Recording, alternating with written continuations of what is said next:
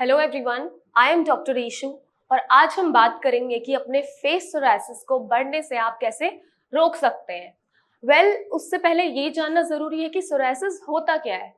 तो सोरासिस एक auto immune condition है जिसमें कि आपका इम्यून सिस्टम आपके हेल्दी स्किन सेल्स को अटैक कर देता है, जिस वजह से आपकी जो स्किन सेल्स है वो रैपिडली मल्टीप्लाई होने लगती है, जल्दी जल्दी बनने लगती है। ऐसे में क्या होता है कि जो ओल्ड स्किन है आपकी वो शेड ऑफ नहीं करती है और जो न्यू स्किन है वो उसके ऊपर पाइल अप होते रहती है, जिस वजह से एक रेस्ड पैच डेवलप हो जाता है जिसे हम सोरासिस कहते हैं।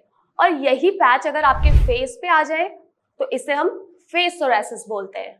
तो जाहिर सी बात है, किसी के भी अगर विजिबल पार्ट्स पे ये चीज हो जाए, सोरासिस जैसी चीज, तो वो किसी को भी एम्बैरेसिंग फील करा देती है, क्योंकि उनका लुक्स उससे काफी इफेक्ट होता है और आज के टाइम पे लुक्स किसी के लिए भी बहुत मैटर करता है। तो इस वजह से उनका कॉन्फिडेंस, मोरल सब कुछ लो हो जाता है।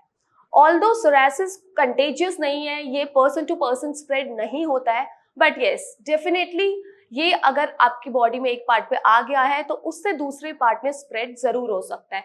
तो ऐसे में बहुत जरूरी है कि इसे कंट्रोल करा जाए। लोगों का दो क्वेश्चन बहुत कॉमन रहते हैं ऐसे में सोरासिस पेशेंट्स के, कि क्या हमारा सोरासिस डिसअपियर हो सकता है, या फिर दूसरा ये कि क्या हम अपने सोरासिस को बढ़ने से रोक सकते हैं। इसका ही डिस्कशन आज हम करेंगे। वो कैसे? कुछ टिप्स हैं जो आपको फॉलो करनी है, जिसको करने से आपका सोरासिस जो है वो आगे फैलने से रुक सकता है। तो पहली जो टिप है वो है लोशंस। बहुत जरूरी है कि आप अपनी स्किन को मॉइस्चराइज करके रखें, जिससे कि उसमें जो खुजली हो रही है, जो ड्राइनेस बन रही है वो कम हो, और साथ ही साथ जो हीलिंग प्रोसेस है वो जल्दी होने लगे। और इसके लिए आप मेक श्योर करिए कि आप माइल्ड मॉइस्चराइजर्स ही यूज करें। ज्यादा हार्श केमिकल्स वाले या ज्यादा फ्रेग्रेंस वाली चीजें आपको अपने फेस पे अप्लाई नहीं करनी है, इससे आपके पैचेस ट्रिगर हो सकते हैं। साथ ही आप क्या कर सकते हैं कि आप पेट्रोलियम जेली भी यूज कर सकते हैं, क्योंकि उसकी जो कंसिस्टेंसी होती है वो काफी थिक होती है और ग्रीसी होती है, जो कि आपके पैचेस को सॉफ्ट करने में हेल्प करती है। साथ ही साथ आपके जो पैचेस में क्रैक्स आ गए होते हैं उसको भी हील करती है और पैचेस को आगे बढ़ने से भी रोकती है। सेकेंड जो चीज है वो है आपको यूवी रेज अवॉइड करनी है।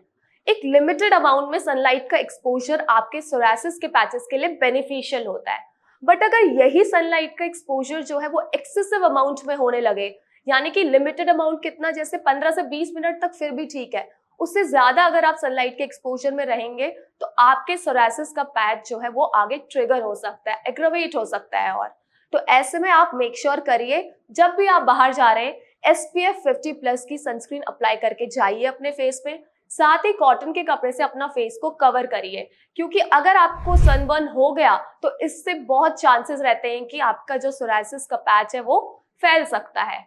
तीसरी जो चीज है वो ये कि आपको अपने फेस पे जो पैचेस आ गए हैं उसको स्क्रैच करना अवॉइड करना है। आपको स्क्रैच नहीं करना है, खुजली नहीं करनी है उसमें, क्योंकि जो कट्स हैं आप वो बन सकते हैं और साथ ही साथ स्क्रैच करने से ब्लीडिंग भी हो सकती है और इस वजह से आगे इन्फेक्शन होने के चांसेस रहते हैं और पैचेस के और फैलने के भी चांसेस हो जाते हैं। फोर्थ जो चीज है वो ये कि आपको स्ट्रेस कम से कम लेना है, क्योंकि स्ट्रेस एक ऐसा फैक्टर है जो आपके पैचेस को ट्रिगर कर सकता है। तो इसके लिए, क्योंकि जो भी मेंटल एस्पेक्ट पे इंसान सोचता है उसका जो इम्पैक्ट है वो पर्सन की फिजिकल हेल्थ पे पड़ता ही पड़ता है।